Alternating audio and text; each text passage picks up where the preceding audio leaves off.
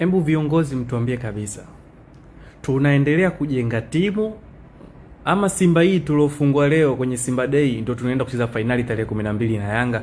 Yaani mtuambie mapema tuelewe kabisa. Tunaenda kwenye mechi ya dabi ikiwa tunaenda kama timu ambayo inajitengeneza, inajitafuta, ama timu ambayo ishakamilika? Yaani kwenye tamasha letu, gharama zetu, mashabiki, hayo tunaenda kufungwa. Wanangu, Simba mbovu. Simba hii ndio inaenda kucheza na Yanga. Yanga ambayo imesajili, Yanga ambayo imeficha zana zake zote.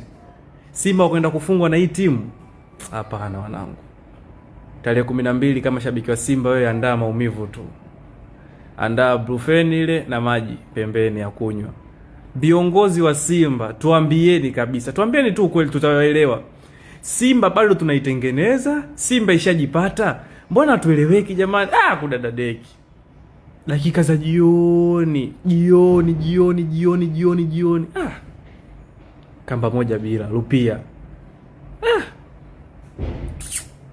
Inaumiza kwa kweli wanangu. Inaumiza. Tuambieni mapema tu wanangu. Viongozi tuambieni tu. Hii ndio hiyo Simba tunaizungumzia, tunaenda kucheza na Yanga tarehe 12, tunaenda kushinda. Ama tunaenda kuwapa kombe lao Yanga walosema limeibiwa.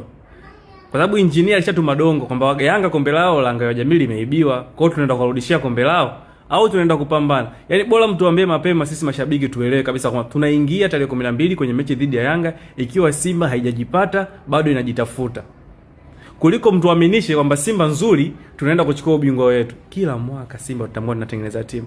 Baada ya mechi ya leo tutaambiwa kocha akajaribisha wachezaji wote, kocha bado anaangalia first 11, kocha anajaribu wachezaji, kocha bado anapanga timu. Ndo Simba, mashabiki wa Simba tunavodanganywa kila siku hivyo. Lakini ukweli ni kwamba Simba ivutiwa nangu. Ukiangalia mashindano ya Sekafa, mechi 3 tulizocheza zile, hatujashinda hata mechi moja. Zote draw 3. Tulikuja kushinda mechi ya mwisho na Singida kwa sababu Singida yenyewe tunajuana nao. Leo tunakuja kupigwa moja.